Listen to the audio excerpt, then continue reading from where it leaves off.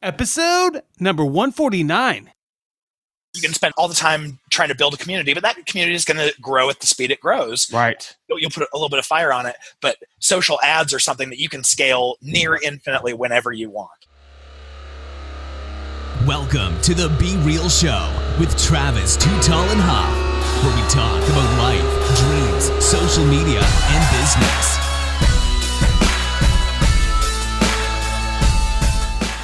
Well, hello, and welcome to the Be Real Show with Travis Too Tall and Huff. Folks, I'm fired up today because we are going to bring you some LinkedIn magic. Our featured guest today, I'm pumped because my man AJ Wilcox is on the line. AJ, are you ready to be real? So ready to be real. Let's bring the fuego. So my man AJ, been reading about him here. AJ is a longtime digital marketer, and he really fell in love with the LinkedIn ads platform, which maybe some of you haven't even tried that. But he founded then B2 LinkedIn in 2014, which is now specializing in specifically LinkedIn ads and account management and training and consulting for businesses, I'm sure individuals.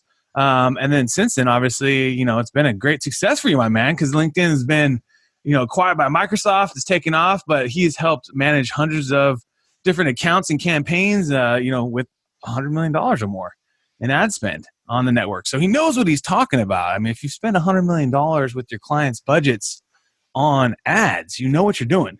And then, now he's basically directing several top accounts, but through his journey, we're going to talk a little bit about also how your journey is deeply rooted in faith. And, going from being possibly terminated in your last job to now there's lots of opportunities, but, you're never looking back with entrepreneurship in the heart, right?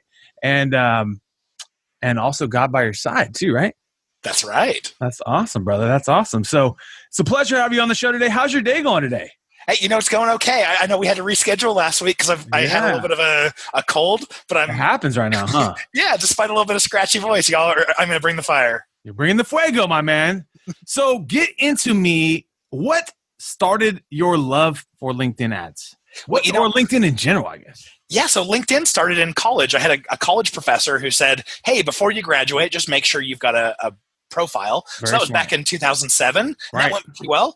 I regularly had job offers. I regularly had people reach out to me, and I treated it like my business Rolodex. And so that's kind of what I used LinkedIn for. Right. But this is about 7 years ago, I got recruited into a local, highly funded VC funded tech startup here in Utah.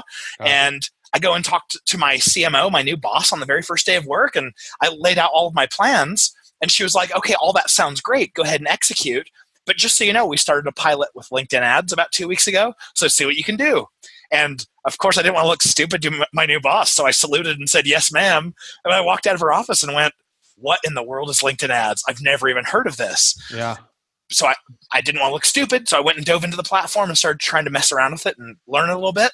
And about 2 weeks later, I had one of my sales guys come up to me and said, hey, AJ, we don't know what you're doing over here, but we are fighting over your leads. Whatever you can do, keep it up. Nice. And so you're helping them with marketing, getting them more leads via LinkedIn. That's right. And I was running Google ads at the time. I was running Facebook ads. I was running, search engine optimization campaigns. But all of the leads that this particular rep was talking about were all from LinkedIn ads. So I went, okay, there's something here. And that really started my love of it. So then when you go into the ad, is there a secret sauce to the type of ad that works best? Do you feel like, on the LinkedIn platform, there's a lot of options. Yeah, there are 4 options for different ad formats. What I have found, though, is that your targeting is more or less pretty simple to notch in. Right. Everyone I talk to in business to business can pretty much tell you the job title of who they want to go after. So no big surprises there. The ad format and what you say in the ad is not really as important as what you're promising that they're going to get out of what we call the offer. So if you send someone to an ad that says, click here to talk to our high-pressure sales rep, no one's going to click on that and no one's going to convert when they do. Right. But if you say, hey, here's a white paper or an ebook or a webinar that's going to tell you how to overcome the most painful part of your job or satisfy a major curiosity you have, then of course they're going to say, yeah, I'm willing to give up my name and email address and end up on someone's list in exchange for this content because this is going to solve all my problems. Right. So that's what we found the most is for LinkedIn ad success, and really any social media success, the offer really has to deliver. And are you sending them to an offer page on your website? Or are you sending them to a lead page somewhere else? Yeah, usually on the website, it's great because you own that experience, which means you can then retarget your visits, your visitors through retargeting. Yes. Yeah, so that's great. LinkedIn also has a something called lead gen ads or lead gen form ads, where you can have, when someone interacts with your ad, a little form drops down and they can convert right within the ad itself. So you do have that option in case you don't have a good landing page, but we like sending someone to a landing page. Yeah, because then you can control that and, like you said, retarget them. Yep, and track everything, because when you send traffic to your own website, you can have all these tracking parameters. You know exactly what ad sent that traffic. You don't get that with those lead gen forms. Right. Good point, because there's a lot of different perspectives on that. You know, some people, send them to off your page, and everyone has different strategies that do work. The crazy thing is that all these things kind of do work, you know, these different strategies you hear out there. So it's just a matter of like figuring out which one works best. But I do think the best is also getting them to your website, because then they can get to know more about you, and then you can track them. That's right. Analytics, you got your retargeting campaigns or your Facebook pixel, and now you can really own them on all the platforms when they're on CNBC or they're on, you know, Yahoo Fantasy Football. I keep seeing my own retargeting ads on there. You know what I mean? Yeah, that's right. You're going to pay the same amount per click anyway, so why not get them to your website where you get way more value out of that click? More value, yep. Good point. Good point. I like that. Everyone's got a different perspective, but that's a great perspective and point. So then also, do you have a sweet spot to the type of budget people are spending? I know typically it's like, what, a $10 a day minimum? Yeah. Traditionally for the businesses? Yeah, what we've found is, you know, we've taken on a lot of clients, both large and small, and we found that the ones who don't dedicate, you know, at least $3,000 a month, they tend to not see the business impact, and so they tend to quit with us early. Gotcha. So because of that, I say, hey, I mean, if you're willing to be patient, great. You know, spend whatever you want. You can spend, you know, up to $10 a day, but I would recommend for a solid test, spend somewhere between $3,000 and $5,000 during your first month. And what you're going to get during that time period, you're spending enough that you'll see the business impact. You're not spending so much that you're going to waste money, but right there in that $3,000 to $5,000 spend mark is where you'll start to see statistical significance around your conversion rates. So that's what you typically do, like maybe start them on a campaign, $3,000 to $5,000 at least, to at some point, you know, obviously turn it into a reoccurring deal, but at least you start with that.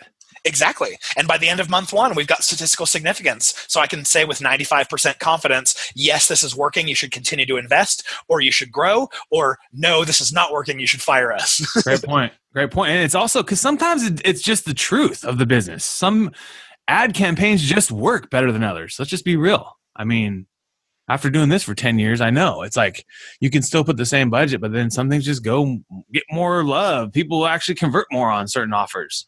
That's right. And it really all depends on the offer. So you might have a guide and you might have a free checklist. And unless you test both of those things, you don't find out which one works well. So if you've started with just the guide, for instance, and it didn't work, you might get to the end of the month and say, LinkedIn ads don't work for us. Yeah. Whereas it really is the offer.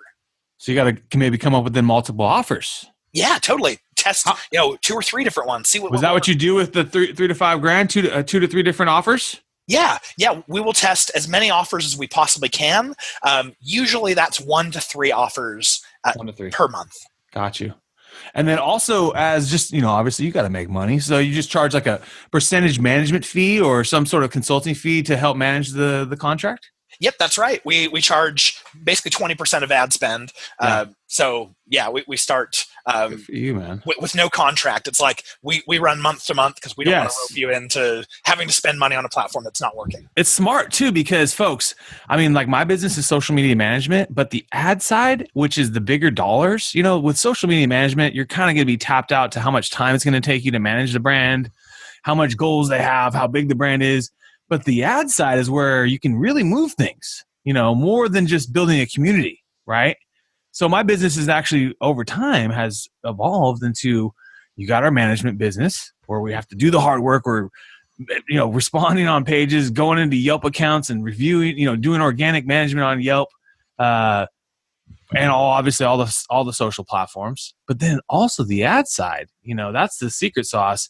I like though that you're doing it like in a campaign, because if it doesn't work and like you said, you don't have the stats to back it up saying this is working for you, then it probably they should figure something else out. I think that's a good strategy. I absolutely agree. Ads are what scale. Yes. You can spend all the time trying to build a community, but that community is going to grow at the speed it grows. Right. You'll put a little bit of fire on it, but social ads are something that you can scale near infinitely whenever you want. It's pretty powerful. You can spend $20,000 in a day, a week, a year, a month. You can, based on the size of your budget. Like you said, you need to have something where I think that you at least run it for 30 days, unless it's a big budget. If you got a big budget, you maybe can see results maybe if in 7 days, right? Yeah. I mean, if a client wanted a test, you could probably spend $3,000 to $5,000, in ads in 7 days and come up with something. But you'd probably be better over a month, right? Yeah, I mean, most of our clients are business to business with high lifetime values or large deal sizes. Yes. And in B2B, you have the business cycles take a little bit longer. It's not like someone's going to fill out a form and say, yeah, I want to download a white paper. And then they're going to come back and say, I want to sign a $60K deal with you right now. Let me give you my wire transfer right away. That's right. Yeah. So they're going to start with, we want to drive some of these lead form fill outs. We're going to nurture those and, hope they turn into relationships and conversations. And if you run for a full month, you'll start to see some of those relationships turn out. Whereas if you run for 3 or 4 days and just look at your conversion rate and say, yeah, that's an expensive cost per conversion, or no, it's not, you're probably making the call a little bit too early. Right. Great points. Because like I said, unless you're running an event, it doesn't make as much sense. You have 30 days. Your business isn't stopping. You got in these bigger contract deals, or even a small contract, but it's a reoccurring possible deal. I mean, these people aren't going to make the move always right away. You got to be nurturing them, right?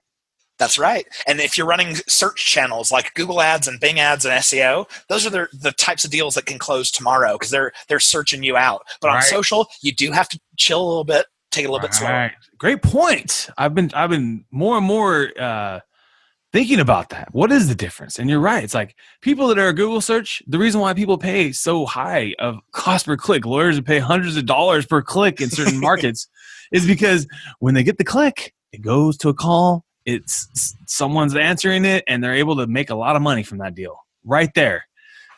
Same with the pizza guy, or something like that. You click the call, you see the ad, you click. But with social, with Facebook ads, Instagram, LinkedIn, all et cetera, you're kind of forcing a message on an audience. They're not necessarily searching for you, right? That's right. You're making sure that you're showing the ads to exactly the right people who could be potential customers for you, but you don't have control over where in the buying process they are. Right.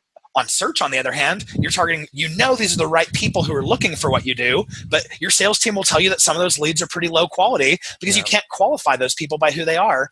A janitor and a CEO, they're going to type the same keyword. So you can't tell the difference between them until they land in your lead form. Especially for those higher contracts, right? I mean, exactly. If your product costs, a few grand a month, you're going to get a lot of moms and pops coming through through your Google ads. But you can go into LinkedIn and specifically say, I only want these ads to be shown to people in this industry with this job title at a company that has at least 50 employees. So I know you can afford me. Yep. C-level people, you know what I mean? Yeah, exactly. Yeah, the beauty of LinkedIn ads is you can really narrow it down, and also, like you said, somewhat define it by the size of the business, because obviously, like you said, if they have 50 or more people, they can afford $1,000 a month. They're paying millions of dollars a month in payroll, probably at that point. Okay, let's move on here. I am so excited about this, man. And so also, can I ask you, do you feel like the lead gen ad is the next big thing for LinkedIn? That's hard to say, because the lead gen ads, they tend to work really, really well for some people and not for others, and the integration's a little bit tough kind of on the back end. Mm-hmm. I think LinkedIn continues to be amazing at when you've got a niche type of person that you're selling to, and that person is worth a lot to the company, I think LinkedIn will always shine in that. So no matter which ad format they come out with, no matter how expensive it gets, it's always going to shine that way because they're giving you access to an audience that you just can't hit any other way. Right. With the message that it's just for them. I mean, it's just for them. And then also, like you said, it's just, you can't get that kind of targeting on Google Ads or even Facebook. I mean, they've done some changes in the Facebook ad platform, right? I mean, in the last few years, last year, you could do more targeting than you can do today, on there because of some of the data stuff that they ran into, right? That's right. And about a year ago, they took away job title targeting from us, and they also took away company name targeting. And those were two of the biggest things that our B2B advertisers were using on Facebook. But we actually just got those back. The problem with using those is that they don't scale very well because you think about your own Facebook profile. How readily do you input your professional data on there? And it's like 4 to 6% of Facebook profiles have any like employer data on it versus LinkedIn. We've given LinkedIn 100% of our employer data the second we created a profile. So scalability is so much better on LinkedIn. Yeah, I think the good with Facebook is retargeting them on Facebook ads or Instagram ads after they've been to your website. Yes, because Facebook retargeting. So good. I mean, they really nailed that technology. For anyone who's advertising on LinkedIn, you're going to pay a good amount. You're going to pay $6 to $9 per click. You're paying a real premium to get them to your website. I would highly recommend use Facebook ads retargeting to then stay in front of them and make the most of that click. Google ads retargeting also works really well in conjunction. Both Facebook and Google have great retargeting technologies. Yeah. That's, I think, what the secret sauce to marketing, personally, is retargeting. I totally Once agree. they've already been on your turf, you need to make sure that they don't forget about you. Yeah, and they came for a reason. You're obviously a great solution for them. Yeah, and a lot of times people are in the shopping mode, or they just randomly found your site, or they saw you on social media, and they clicked it, and then all of a sudden they're there, and then they got busy, and they got something else happen to them. They got a phone call, and so they forget about you, and then next thing you know, you're on top of their mind. So then the last question I have for you is, what kind of secondary offer do you do with the retargeting? What kind of messaging do you suggest businesses would want to do after they've already seen this maybe first offer, which is a download this ebook, download this white paper? What would you suggest the second message be after they've maybe been to the site, after they've retargeted? Yeah, I think you can try to get them involved in something a little bit more involved. So, for instance, if you're targeting them with a white paper to begin with, maybe on the second one, try to get them to an in-person event, or try to get them to a webinar, something where they're going to have more interaction with you, and that opportunity now to know, like, and trust you. Now, if you're talking about people who maybe you're just retargeting the people who converted on the first offer, so now they've downloaded something from you and they've consented that you have their information, maybe then you can go right to hey, we want to stay in front of you to show you that either ours is a great solution to remind you, maybe we're reminding the buyer committee at that company, right? Or maybe we're sending them right to a demo request. You've interacted with us before. Yep. So many of the advertisers we work with are newer advertisers, and so a simple 2-stage funnel can be a good test. We know it may not be the very best for what they're going to run forever, but first touch is light. Second touch, do you want to talk to a sales rep? You can probably learn a lot from just that simple 2-stage funnel. That's a great point too, because I think people get overwhelmed by funnels. Oh yeah, it's really easy to buy into the whole funnels talk and say, "Ooh, I should have funnels on funnels on funnels." Yes. And this funnel does this, and then this upsells this, and that one clicks this, and we talked about it a few times in the last couple of podcasts with the ClickFunnels guy, man. He makes it too easy, way too easy to spend hours creating one experience that only 3 people will ever see. Yeah. Right. It's easy when you're like him, because it's like he's getting paid millions of dollars to roll this out on clients. So, but now, my man, we're taking you to our top 10, where you can share your insights and love for brands and different fun things that we come up with. Okay, let's get it going. Bring it on. Apple or Android? Oh, definitely Android. I'm not an Apple fan. Nice. Okay. Netflix or Disney? Ooh, definitely Netflix. Netflix. Okay. Instagram or Twitter? Twitter. I'm a Twitter guy. I know. Twitter's news has gotten so much better too. Chicken or steak? Oh, I'm split on this one. Combo. Yeah. As long as it's a ribeye, I'll go steak. Ribeye. Okay. Nice. Laptop or iPhone? Oh, laptop. Laptop. Me too. Spotify or Pandora? Ooh, I go podcasts over this one. I got to throw both of the radio out. I got to learn something while I'm listening. Podcast, baby. There we go. And do you like listening to your podcast on a specific platform? I use, what's it called? Castbox on Android. Okay. Yeah, I dig Castbox, but anything that will let me kind of speed it up, I like to listen to my podcast at 2.5 speed. 2.5? Whoa. Hey, now. Yeah. So on Audible, you're flying by on Audible, too. Do you do Audible? I do, yeah. Do you do the speeding up on there, too? Yep. Depends on the reader. If the reader is a quick reader, then I slow it down. But if they're a slow methodical, yeah. Yeah, sometimes they're really slow, and it's like 2x sounds good. And then sometimes if you do 2x on one of them, you're like, holy crap, I can't even understand what this person's saying. But shout out to you, because that is a hack or a life hack, really, at the end of the day. You can speed things up. Yeah. I mean, it's crazy. You can listen to something in 2.5 speed. It is faster than normal, but people like myself even give a little time and space, and so you can collect that information still. And a lot of podcasts are just interviews or insights, so it's not necessarily like you're holding on to every last word. That's right. You can skim through quickly, and if there's something that you really like, I've heard a podcast with just this amazing guest.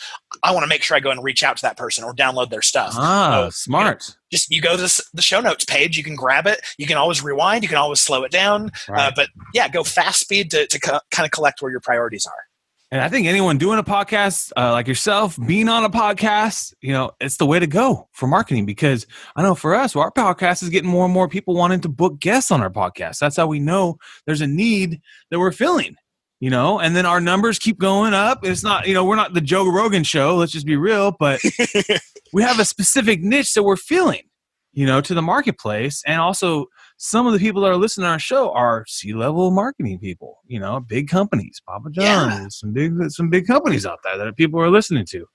You talk to a small podcast host, and they may feel a little bit ashamed that they only have 500 listens on every episode. Mm-hmm. But if you told me that there was a group across the country of 500 people who wanted to hear what I had to say, I'd freaking hop on a plane and go there, Exactly. So it's podcasting is a powerful platform. So scalable, and it lasts forever. And also, a biggest thing I'd have to say is that podcasts can get bigger, just like anything else. As long as they stick to it, you can get bigger. And then you get like Tony Robbins on the show. The next thing you know, they're listening to AJ's show of mine, years ago.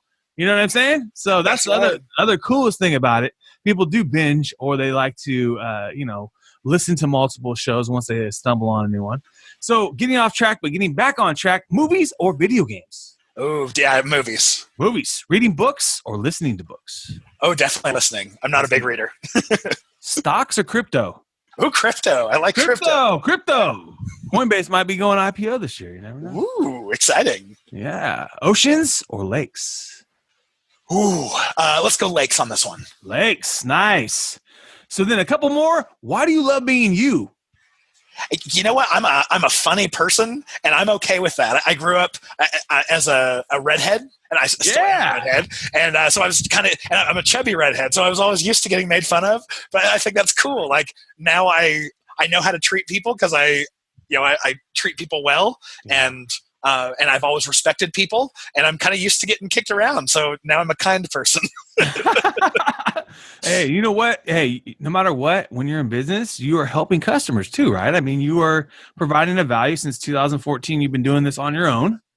And dude, you're in the driver's seat. I mean, LinkedIn ain't going away. They got big box, they got biggest, when Microsoft stepped in, that's a big move. You know what I mean? That's a big company helping the platform, I think, Definitely. And I think they're going to only get better. So, and I'm sure whatever the next one is, if there's a better targeting platform, I'm sure you'll be on that one. As businesses evolve, that's the best part about it, But I think LinkedIn is going to be here for a long time. And I think that anyone that's listening needs to take some serious insight. And I think they even have a LinkedIn ads will give you a free $50 if you go on there, not to do any affiliate marketing or anything, but they will give you a $50 free credit. So, hey, that's some money to get started on your campaign, free $50. Oh, yeah. How do you typically like to start your day? Oh, I'm an early workout guy, so I'll get up at 5 a.m. Nice, there you go. First stop is the gym. I've got to get the blood pumping, and I actually work on a treadmill desk. So wow. I've got the blood pumping all day long. So how does that work for you? It works great. I walk usually between about 13 and 20 miles per day. Holy shit. Yeah. I just, I have the laptop and my several monitors up in front of me and just crank it on 3 miles per hour and just, walk at a comfortable pace all day long. Dude, that is epic. That is epic. How many steps do you get a day, man? Do you track it? You know what? I'm at 13,000 already, and Holy shit, it's still early. Yeah. So are you on the desk right now while we're doing this interview? I'm not moving because I didn't want to sound huffy on the audio, but, yes. but yeah, I've gotten 5.6 miles in so far today. That's epic, man. So you've got a treadmill with the desk and monitors all around it. That's so awesome, man. I think that's a brilliant idea, man. Because I like the gym too, but it's just obviously you're limited. You got to go there a certain amount of time. And then also the cardio aspect. I mean, you must just be getting insane. I mean, you are getting insane cardio. So shout out to you, my man. That is awesome. Well, thank you, sir. You make me feel good. No, that is freaking awesome, dude. What is the skill you're trying to master right now? Is there something you're really trying to master? I've spent so much of my career for the last 12 years being really heavily involved in marketing, and I feel like I'm there. Marketing makes a lot of sense to me. So what I'm trying to do is take a little bit of extra time here on the side and just learn things that I never had an opportunity to learn. So right now it's guitar and bass. I got a guitar and a bass, and I play this game on the computer called Rocksmith. So okay. I'm kind of learning instruments right now. That's awesome. So you just picked it up, and then the game kind of teaches you in a way. Yeah. Yeah, you get to play along to I don't know. I love pop punk songs like Blink-182. Oh yeah, dude, those are legendary. From high school. Yeah, so absolutely. Learning the stuff I liked in high school. Absolutely. So we got to be around the same age, 36, 35, 37. Yeah. I'm 34. That's awesome, brother. You're doing it up, man. You're doing it up. Do you have a favorite podcast that you like listening to? I have the social media. It's called the Social Media Podcast, or I think it's called Social Media. Anyway, it's the one by Social Media Examiner. Oh, Examiner. Yeah. Dude, legit. Michael Stelzner. That's right. And I've been on that podcast. I absolutely there are several podcasts. I've got a crypto one I love. I've got like a science one I love. I've got a history one I love. But that's one that every single time a new episode comes out, I'm queuing it up and I'm excited to listen to it. Yeah, Michael has provided so much value. I mean, if you don't know about Social Media Examiner, go get it. Check it out. It's everywhere. Since I started my business, that's how I learned. That's how I learned. Yes. That's how I still learn. I mean, it's not a secret. He's literally giving you the hacks to the platforms. Go learn it and do the steps. And then next thing you know, you can do a second campaign and a third and a fourth, and also because we just don't have the time to do all that stuff and learn about it sometimes, right? Yeah. And then he also runs the Social Media Marketing World Conference in San Diego every year. Yes. And guess who he has speak at the conference? The people who are on his podcast. So you get like world-class information just weekly piped into your ear holes. That's awesome, brother. That's awesome. So that's a good hack. What is your favorite crypto one? There's one called the Bad Crypto Podcast. Bad Crypto. Nice. Yeah. It's got Travis Wright and Joel Comm, both like amazing marketers in their own right, and I know them and knew them from the marketing world, and they bring a really cool intro to the crypto world. That's awesome. The Bad Crypto. I'll have to check that out. Now, also, Be Real today for a little late lunch for you, I guess. If you could take anyone in the world to lunch, who would it be? Ooh, man, this is what I should have been expecting, and I'm pulling a blank here. See, who would be amazing? Sorry, you might have to edit the pause out. That's all good. It's all good. We like to keep it real, man. We like to keep it real. There's no pressure.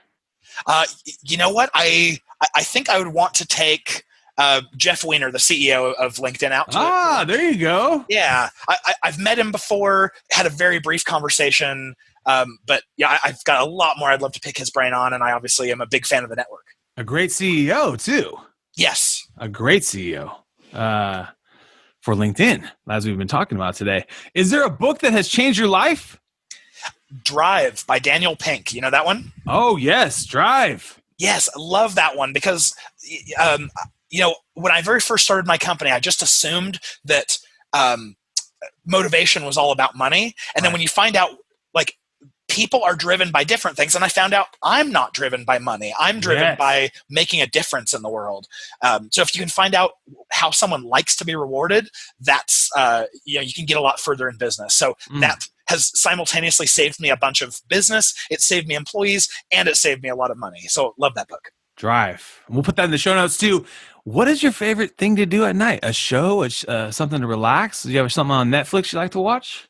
Oh, you know what? I like off-roading. We recently got into, we got a side-by-side. Oh, wow. Yeah, if I can throw the light bar on that thing and go toss it around in the desert at night, I think that would be my night activity. Dude, that's awesome. Do you have somewhere close by that you can do that? Yeah, we're in Utah, so we've got mountains, right here close, and also desert pretty close. So wow, I'm about 35 miles or 35 minutes away from like wide open desert. Oh, dude, so you can just go buck wild out there. That's right. My man, AJ, I love your vibe. I already know that you provided a lot of value for your customers. You're going to continue to provide value. But my man, I really just thank you for your insights today on the show today. Is there one last thing you can give our listeners? Is there one last Be Real thought for our listeners? You know what? If you're considering entrepreneurship, which if you're listening to the podcast, you probably already are, or you're already an entrepreneur. But I was a very unlikely entrepreneur. I started this company because I got laid off from a previous position and didn't know what else to do. So my recommendation would be, if you're considering being an entrepreneur, don't feel ashamed about going to work for the man for a few years. You're getting trained by someone, and you're also getting paid to do it. So go spend someone else's money, get trained, become the very best in the world at something. And then when you know that you are the very best in the world, you can definitely monetize that. That's a great time to go out and test your hand at entrepreneurship. That is so real, man. Folks, you've been hanging out with AJ Wilcox and Travis Too Tall and Huff. I want to thank you again for your time today, and let's keep being real. What another epic episode. And if you enjoyed the episode today, can you please do me a favor and subscribe to our podcast, The Be Real Show, on iTunes or your favorite podcast platform. And also take a little time today, if you don't mind, and give your boy T Huff a review. I would really super appreciate it. And thank you so much for listening today.